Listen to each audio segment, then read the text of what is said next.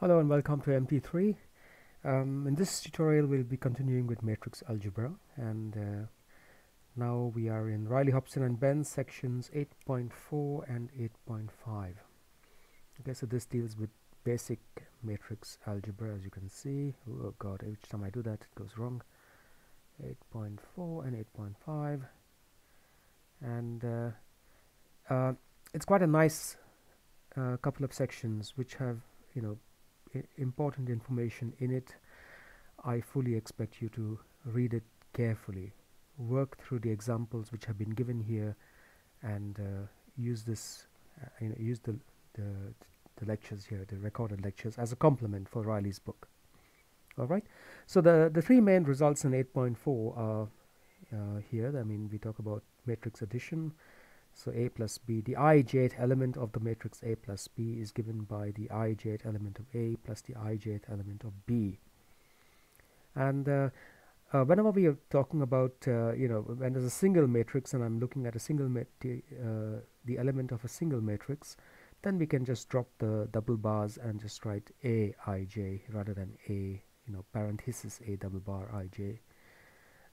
So that's what I'm going to do here. So here we are looking at if you multiply a matrix by a scalar, lambda, so lambda is a scalar, it belongs to the set of complex numbers, then lambda times a gives you another matrix, and the ijth element of that is simply lambda times the ijth element of a. And then we have looked at the matrix multiplication formula in the last tutorial, where I focused almost entirely on this thing. Oops.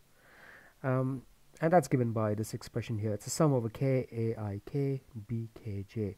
Now, as something to keep in mind is that the summed index is the inner one, so the two k's are on the inside, and the result, the ij, is on the outside. Now, there's no upper limit to the sum here. The sum always goes from 1 to some upper limit. That upper limit is equal to the number of columns in A or the rows in B. And look at the tutorial, the last tutorial, or Riley, Hobson and Bence for an explanation why that is the case. So how do we show these things? I'm going to go over this quickly. It's very briefly explained in Riley, Hobson and Bence. I will show it to you a little bit more carefully. So for example, let's take one of these things. I'm going to take the first example, the matrix addition. How do we show such a general formula, and what are the key steps involved here? All right. So you start with the property of linear operators A and B, which is in Riley, Hobson and Bence 8.2.1. It states that the sum of two linear operators A and B operating on a vector x is equal to A operating on x plus B operating on x. And the way we have to start from one of these results, and then we proceed. So the next step then is introduce a basis, the EI basis, and this basis is the basis of an n-dimensional vector space. So and this is the space in which the x vector resides. So x is equal then to a linear combination of the basis vectors of the space, and these xi's are the components of x along each of these basis vectors, and there are n such things. Okay, then we need to define the action of the operators on the basis vectors of the space. So I've written this down in long form here. Now once you get used to this, you don't have to do this kind of thing, but it's quite useful when you're first doing it. So we have a vector space V, and the operator A takes us from this space to a prime space. The dimension of the original space is n, as I've said here. The basis is the EI basis, as I've said here. The dimension of the primed basis is m, and it has in general a different basis, the Fi basis. Now when B operates on this vector space V, it must give us the same space V prime as with A, and the reason for that is, if you're going to add two vectors, I mean, A operating on x is a vector, so is B operating on x. If you're going to be able to add them, they must belong to the same space. So I have, although Riley doesn't mention this, you do have to have this requirement that the prime spaces are the same in both cases. So the dimensions are the same, and the basis vectors are the same. I've put a parenthetical note here. This is not needed. This restriction is not needed when we multiply two operators, as I have shown you in the last tutorial on matrix multiplication. Alright, so with these definitions of the spaces, then A operates on EI, that's a basis vector in the unprimed space, and gives you a linear combination of the basis vectors of the prime space. So the same with B, and these coefficients are the A, J, I's and the B, J, I's. Now this stems from a definition of how linear operators act on basis vectors. This is explained at the very beginning of the section of on linear operators in Riley, Hobson and Bence. Okay, now let's get back to our sort of axiom that sum of two linear operators acting on X is equal to one acting on X plus the other acting on X. Let's call this sum of linear operators some other linear operator C hat, and like we have the case here, we will have C hat operating on one of the basis vectors of EI, giving us a linear combination of the basis vectors of the prime space, and it follows because A and B take us from the unprimed to the prime space, C will do the same, and that's why we write this in this form. Okay, now we are ready to proceed. Alright, so start with the left hand side. That's A plus B operating on X, and that's the same as C operating on X. Now we know from here that we know from we've written an expansion for X in terms of the basis vectors of the unprimed space. This is a linear expansion, and because C is a linear operator, we can pull it into the expansion. That's a property of linear operators. So we get the sum I goes from 1 to n xi, and C operating on each of the EI's. Now C operating on EI is given by this, and this defines the matrix form of C. So we put in this second sum, now going from J goes from 1 to M. Just to note, I have a sum over I here, it's a sum over J here. We don't use the same indices. Also the limits are different. And now what I've done is interchange the order of the sums. I pull the J sum out, and then I have a curly braces, and I've got the sum over I on the inside. And then we have the basis vector here. Now the reason for doing this will become apparent soon, but what I've tried to do is to write something which looks like which looks pretty much like this. Okay. Alright, so that's the left hand side. Now we have the right hand side. The right hand side has two such operators, A and B, operating on X each. And it proceeds the same way. I'm going to skip steps here, but essentially what we're going to be doing is going through the steps for the left hand side, but now we're doing it twice, once for A and once for B, and then we bring all the terms together, add them up, and we get this nice simple result that we have the sum over J as we have here, curly braces, another sum over I, close curly braces, and an F hat J as we have here. And this allows us now to compare the left hand side and right hand side. And what we do is, I made an assertion here, I'll explain why this is in the next case. Whenever you have a sum over all the basis vectors, and that's equal to another sum over all the same basis vectors, then the coefficients of those sums must be the same. So the stuff in the curly braces must be the same. I'll explain why on the next page. Therefore, we must have the sum I goes from 1 to n Cji xi is equal to the sum I goes from 1 to n parenthesis Aji plus Bji close parenthesis xi. Now this has got to hold for any vector x in this space. That is, it's got to hold for any column vector. This is the column vector because I have a transpose here. So if you apply the transpose, it becomes a column vector. We'll be seeing more of this shortly, but you've already seen it before. This has got to occur for any xi essentially, and the only way this can be an identity for all xi's, and that's only possible if the coefficients themselves are equal for every I value in this sum. So we must have Cji is equal to Aji plus Bji, and that's essentially, because C is the sum of A and B, essentially it's a statement of matrix addition. the jith element of the sum of two matrices is equal to the sum of the jith element of each matrix in turn, and that's what matrix addition is. Okay, now Riley, Hobson and Bence has a nice visual way of showing you what this is. Let's see, here it is. And in 8.29 they have shown you how you can actually see how these terms add up. So please have a look at Riley's book, because I am not covering everything in Riley's book. I expect you to read that book. Alright, so that's how a proof like this proceeds. And so now I'd like to talk you through some of the finer elements of this proof. So the thing I've said, one of the, in particular, we'll come back here. Why should the stuff in the curly braces be the same? Okay, so let me show you why. So if you've got two sums, I goes from 1 to n, let's put that as 1 to n, although that's inconsequential, of some coefficients ai and the basis vectors ei.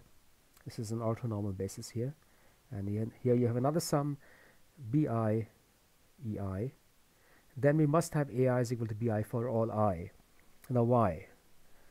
And this follows as it proceeds as follows. We know that because this is an orthonormal basis,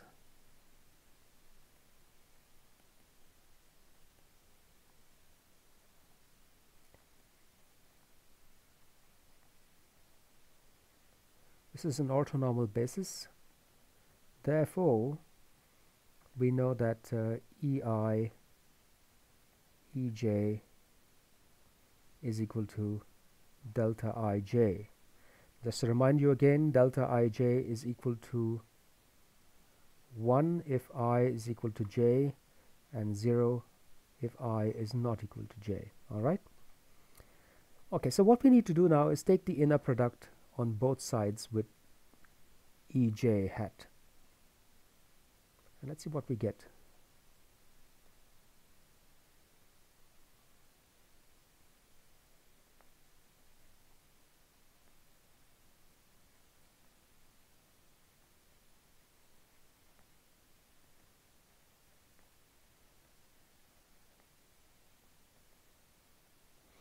Alright, so what this looks like is as follows. Ej hat is on the bra side, and we have the sum I goes from 1 to n ai ei hat, and that's equal to the same inner product with ej hat on the bra side, sum I goes from 1 to n bi ei hat. Now because the inner product which in if there's a sum, if there's a linear combination of vectors in the inner product, you can pull that linear combination out. So essentially you pull the sum out and pull the scalars out. Now these ai's and the bi's are scalars. They are both in the ket side, so they come out of the inner product without any complex conjugation. Just to remind you, if this sum was in the bra side, then these scalars would be complex conjugated if you pull them out of the inner product. So this then ends up being the sum I goes from 1 to n ai ej hat ei hat, and that's equal to the sum I goes from 1 to n bi ej hat ei hat. Now we use the fact that the inner product of ei with ej is delta ij, and here we've got the inner product of ej with ei, so that will be delta ji, but if you think about it, delta ji is equal to delta ij, not that it matters. So therefore this will be the sum I goes from 1 to n ai delta ij is equal to the sum I goes from 1 to n bi, sorry, delta ji, that's what I wanted to write, although it doesn't matter. Now each of these delta ji's will collapse to sum, and it will set I is equal to j, because the only possibility for a non-zero value of delta ji is if I is equal to j, and in that case it's equal to 1. So the only non-zero term on the left hand side will be aj, and the only non-zero term on the right hand side will be bj, and that ends the proof. Aj is equal to bj, and because we have and that's for the case we have taken the inner product with ej hat, we could take the inner product with any ej hat, so this holds in general.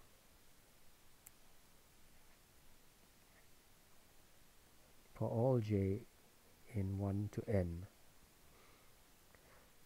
Alright, that completes that part of the result. That's quite an important result, so please think about it. Now I want to very quickly go over a few more properties of matrices. These are all in Riley, Hobson and Bence. The first is multiplication is associative.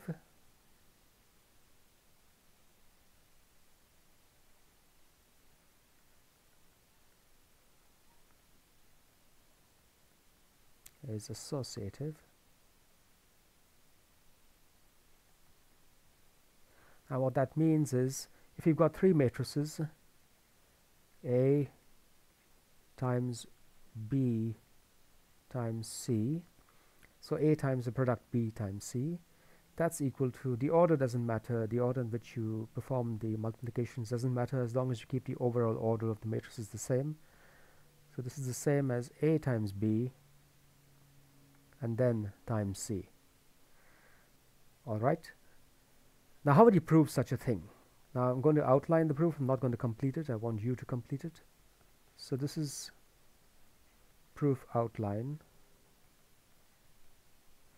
Whenever you're proving a result with matrices or vectors, the thing to do is to say, well, let's pick a particular element of the left hand side and the right hand side and show that the result, these elements on the left hand side is equal, and the right hand side are equal to each other.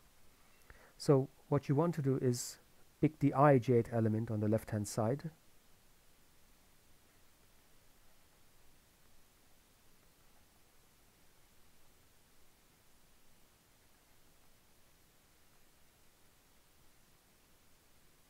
and show that it is equal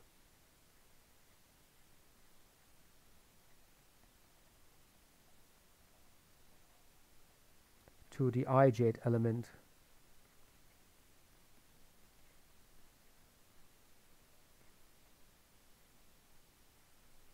on the right hand side. And this is how it works. So you pick the left hand side. So the question is, you want to show this. Yeah, let's just put it down, and then you want to show this. I'll put an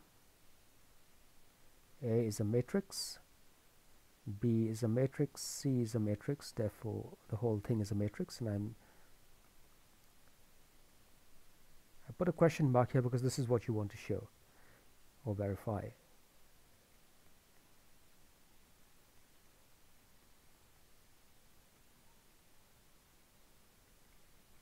Okay, if that's equal for any I and j, then these two things are equal. So what you do then, well, is pick the left hand side and look at the ijth element of that,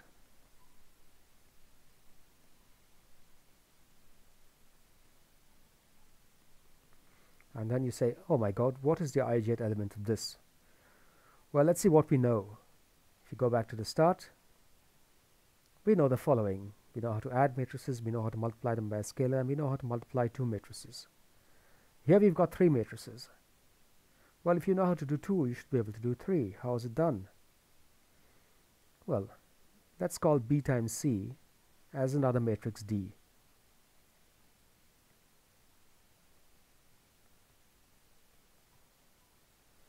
Alright, so then this becomes the ijth element of A times D.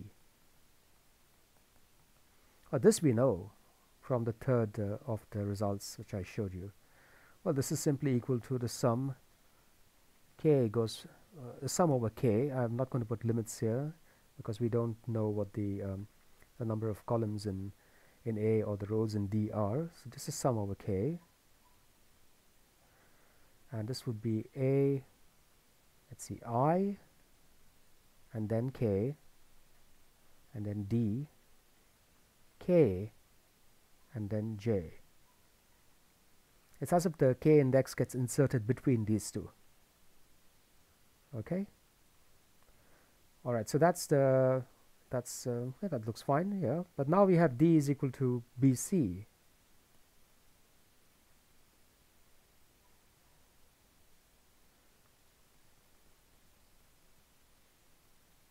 Therefore, dkj is equal to the kj element of BC. Oh, but you know how to do that. We apply the matrix multiplication formula once more. This is going to be the sum over kj, let's say L, and this would be bk L C L J. Alright, so therefore the LHS is equal to a double sum over K and over L, AIK, then we have the BKL, and then we have the CLJ. Great. Okay, and now we need to show that it's equal to the left hand side. Well, here's how you can go ahead and do it. If I now simply interchange the order of these sums, so the LHS is equal to, so here's one way you can do it. You can now start from the right hand side and then show that it's equal to the left hand side, or you could continue working with the left hand side and show that it's equal to the right hand side. So I'm going to do the latter. I'm going to interchange the two sums, so we'll have the sum over L first and then the sum over K. That's AIK, BKL, CLJ. Now the sum over K, which means I should sum over this part first. So let me put a parenthesis to remind myself. I'm summing over these two multiplications first, and sum over L. Now what is this equal to? Well, if you look at the matrix multiplication formula in reverse, here we are.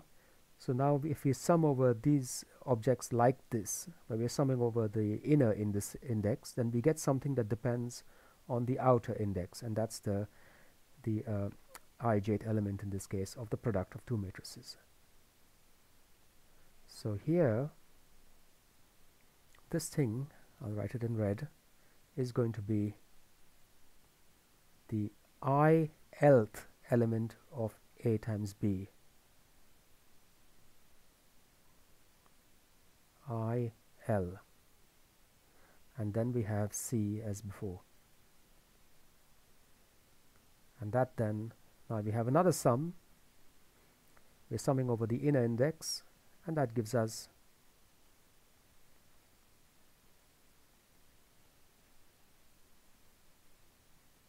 the ijth element of this matrix product, and that's actually equal to the right hand side. Therefore, we have a result that A times BC is equal to AB times C. Alright, so that's a general way of proving pretty much any of the identities you will encounter in linear algebra. Now, having done that, let's just I'm going to make an observation now. So in general, so here's a question: does matrix multiplication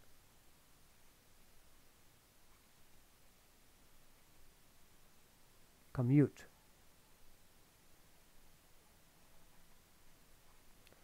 That is A times B equal to B times A. By the way, something is wrong with this equation as it is. If I'm dealing with matrices, I must put this down here, and I'm going to require that from myself and hence from you. If you just put A, B is equal to B, A, it is not a matrix relation. You've got to have the double bars down there. All right, so is this true? Well, first of all, let's think about it. I mean, just let's think about it. If A, okay, in general, for AB to be defined, for the product AB to be defined,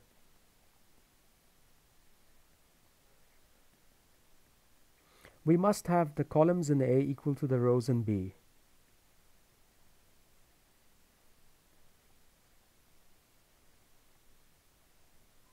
Columns in A equal to rows in B. Why? Otherwise you can't multiply the two. And go back to the matrix multiplication, the description in Riley, Hobson, and Bence to see why. So therefore we must have A has dimensions, let's say n by m, and B must have dimensions m by L. Okay,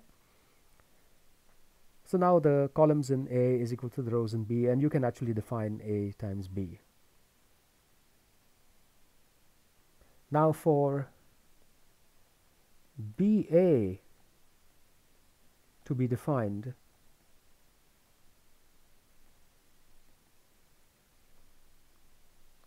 what do you think? Well, now we've got to have the columns in B equal to the rows in A. So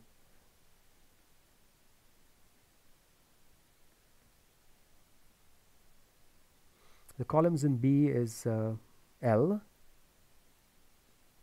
Let's put it down here. Equal to the rows in A. The rows in A is N.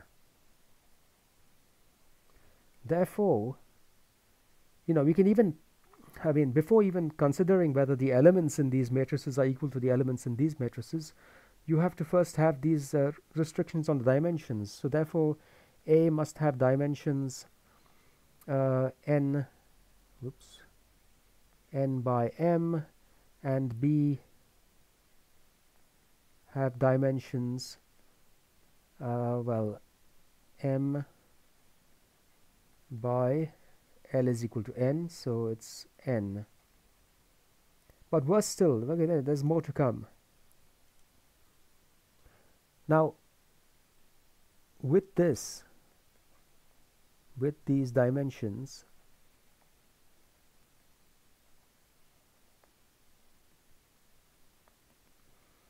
the matrix AB,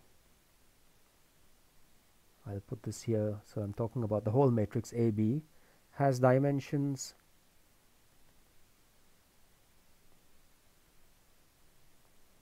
and what do you think they're going to be? Well, A has dimensions n by m, and B has dimensions m by n, so AB will have dimensions n by n. And why? Because, you know, when you do matrix multiplication, you actually sum over the inner index. So the m here, the columns in A and the rows in B kind of get summed over. So this m kind of drops out, and the matrix BA, likewise has dimensions now we have B first and then A, so the outer dimension is now m in both cases, so it's going to be m by m. So if you're going to have AB is equal to BA, the only way it can happen is if n is equal to m. So therefore, if AB is equal to BA, then n is equal to m. And what this tells us then is, therefore, A has dimensions n by n, and B has dimensions n by n, i.e., or that is, they are both square matrices with the same dimension. Right, so they even start to contemplate this problem. Can A be equal to BA? We have to be dealing with matrices that have the same dimension, and they are both square matrices. That's the only way it can happen. Right, that's the start. And then you could say, okay, so if they are both square matrices of the same dimension, then can A be equal to BA? And the answer is, oh, sorry, it isn't generally the case. It's not the case. And there's a counter example. Whenever you want to prove something like this, or you want to disprove it, then all you need is a counter example. And I believe Riley, Hobson, and Bence has a counter example somewhere here. Let me see if I can find it. It will save me the trouble of having to write it down. Let's see, matrix multiplication, and here we are.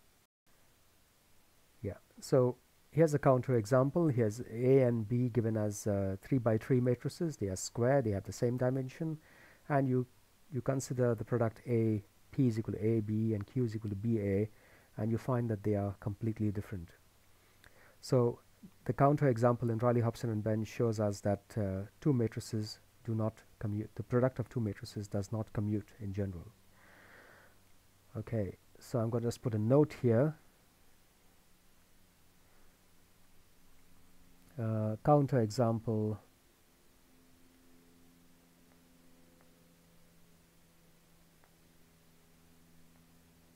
given in Riley, Hobson, and Bence. Let's see, which page was it? It's on page 254.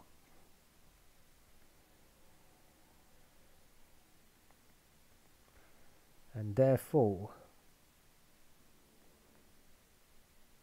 even for square matrices of the same dimension, AB is not generally equal to BA.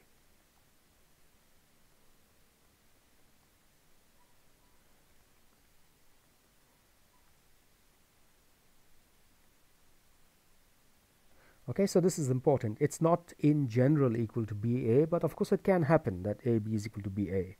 And when that happens, we say that the two matrices commute. So if AB is equal to BA,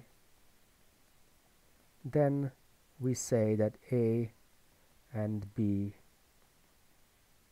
commute.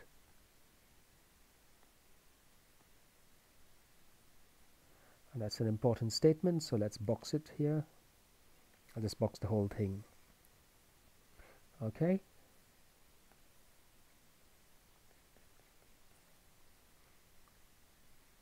Great.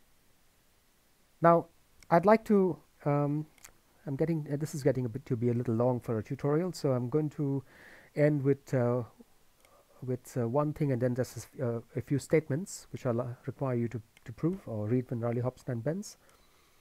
So the question I'm going to pose now is when, let's think of an example of when two kinds of matrices can commute. And I'm going to say that, I'm going to put a statement here and then we're going to prove it. Diagonal matrices of the same dimension will commute.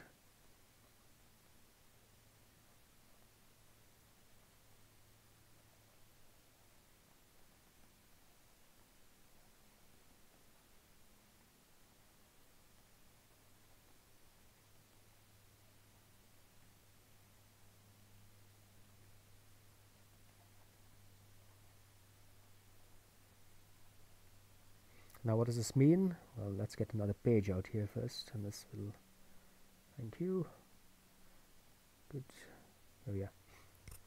Right, so what is the diagonal matrix? And so if A is if A is diagonal, let's just remind ourselves.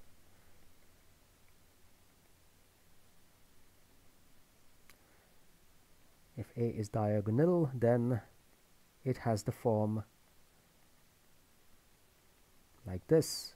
It's got an A11, A122, A33, etc. all the way to ANN, and it has zeros everywhere else. Okay, so the only potentially non-zero terms are on the diagonal.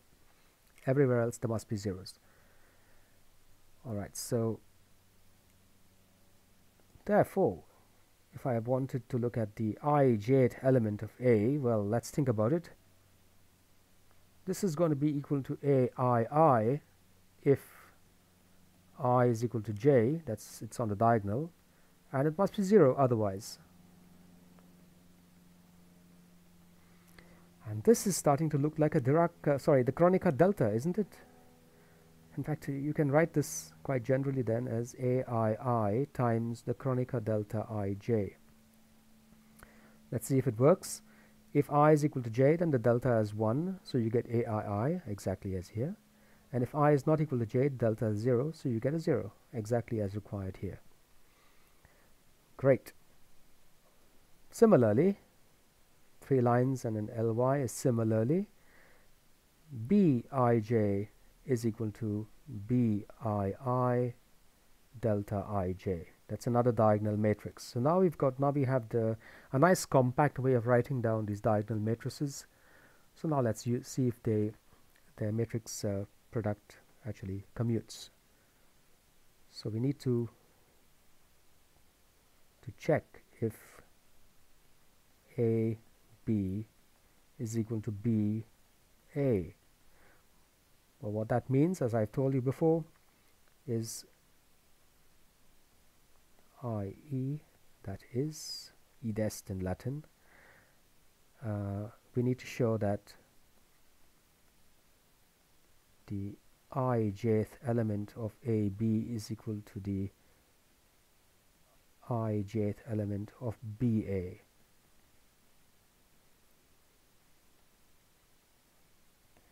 Alright, so start with the LHS as always. Start with one side and show it's equal to the other side.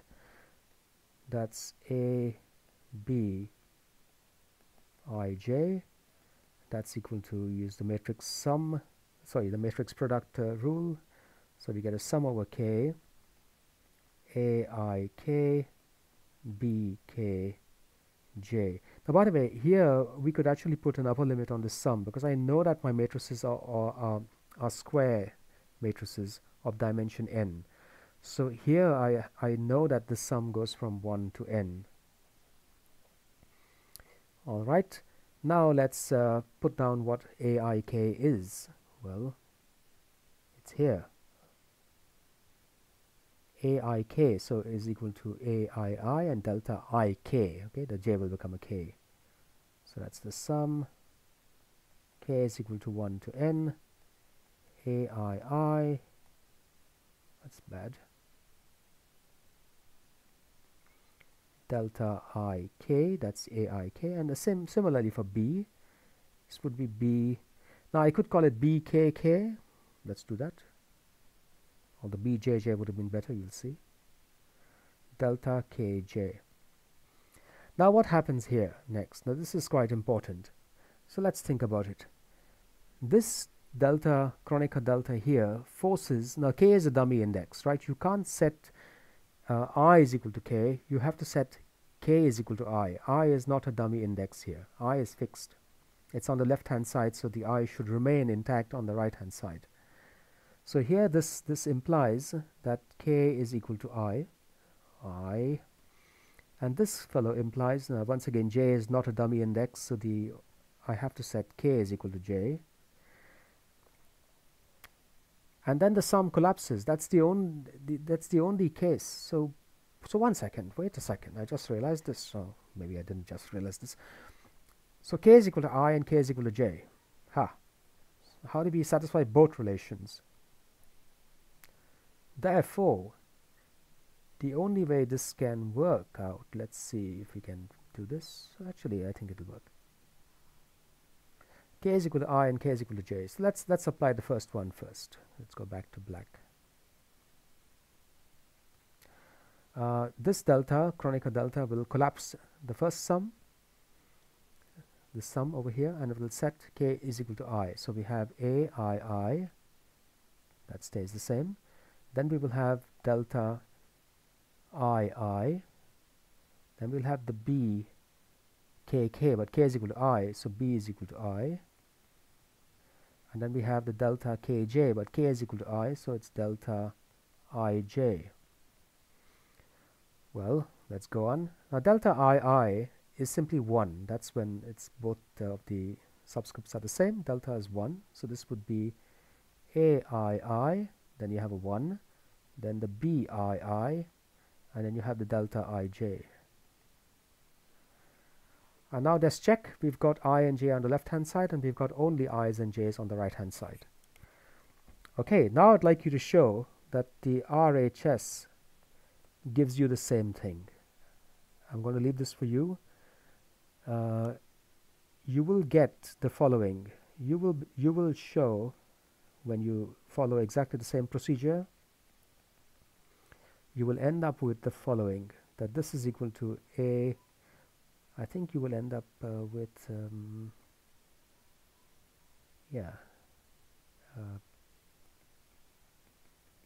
BII, AII, delta JI, or something like that. Okay, it doesn't matter in the end. No, I think it'll be the same. And so show this. Therefore, LHS is equal to RHS. Therefore, A and B commute if they are diagonal matrices with the same dimension. All right. So now we'll end here.